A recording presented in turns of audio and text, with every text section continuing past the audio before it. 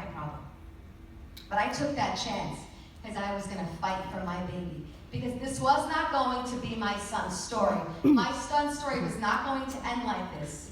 So I said, if there's anything that I can do, I'm going to put these patches on, because the worst thing that I can do is nothing. That is the worst thing I can do, is nothing. We put the patch on our baby. We watched like hawks. And within 1 week, my son was doing things he was never able to do before. Yeah.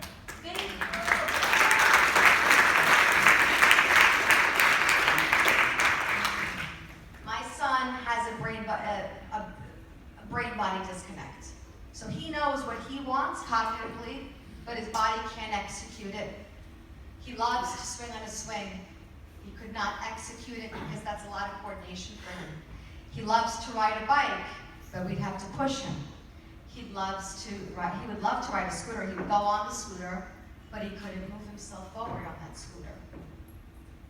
And after 7 days of wearing X39, my son was swinging on a swing in our backyard. And I looked at my son, at my husband, and I said,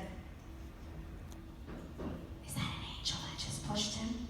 Because this is unreal." And we have video of that too. My son now swings on a swing all day by himself, rides a bike. He's doing things that his body was never able to do. But you know, I want you to, yes, we saw things in 7 days, but then we saw things in 3 months, and then we saw things in 6 months, and then we saw things in 1 year, 1.5 years, 2 years, 2.5 years.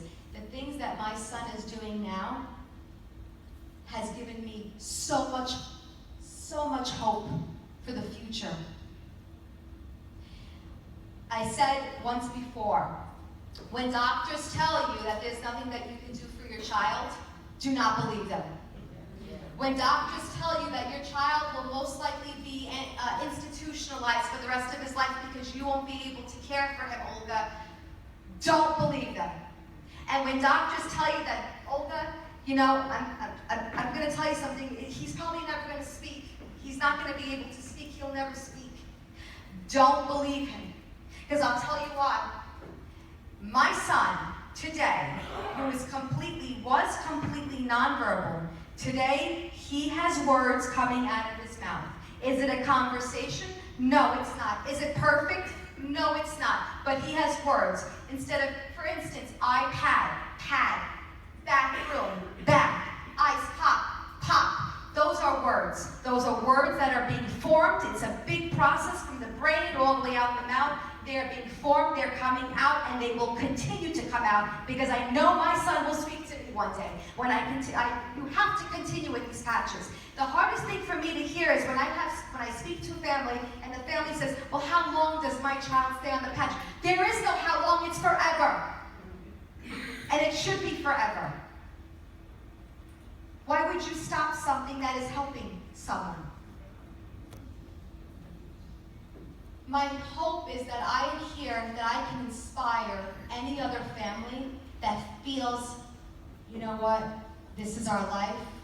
We're prisoners in our own home. I've explained this before. The pandemic, everybody was prisoners during the pandemic. When you have a child with special needs, you kind of are a prisoner too. There is no such thing, we're going to the grocery store with the family, or we're going to go to the restaurant and sit down, or the plane rides. They were horrific because there was screaming, there was yelling, he was anxiety, debilitated by anxiety. All of those things now have diminished, or some have even gone away. It takes patience. It takes a lot of hope, and it's not giving up, my friends. You can't give up on those babies, because we can help them. It's really easy to screw a body up. It takes time to heal,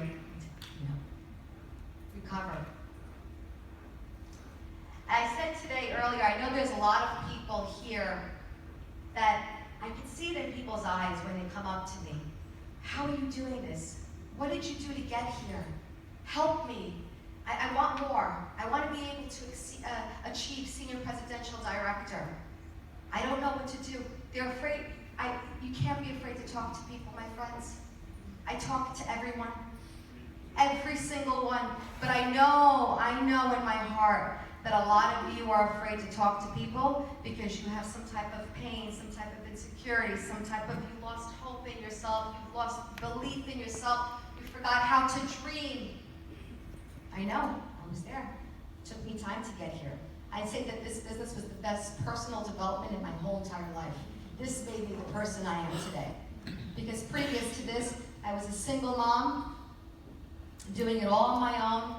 By the grace of God, I walked into a motivational meeting one day to get inspired. I was looking for more. I had a pivotal moment in my life where I had to make a decision about a $5 burger and french fries, and I had to make a decision. Am I going to tell my son no, or am I going to tell my son yes? And I decided to tell him yes and figure it out later. But when I went home, I said, I'm never, ever going to tell my baby no ever again. And I walked into a conference room, and then there was this beautiful man by the name of Javier Solis speaking. And Olga Swikowski then was running in, late, and I fell. Horrible fall. In front of hundreds of people, I was mortified. And we always say the joke is that the angel covered everyone's eyes in that conference room that day. Because the only person that was supposed to see me was Javi Solis. And he came and he rescued the day. He picked me up.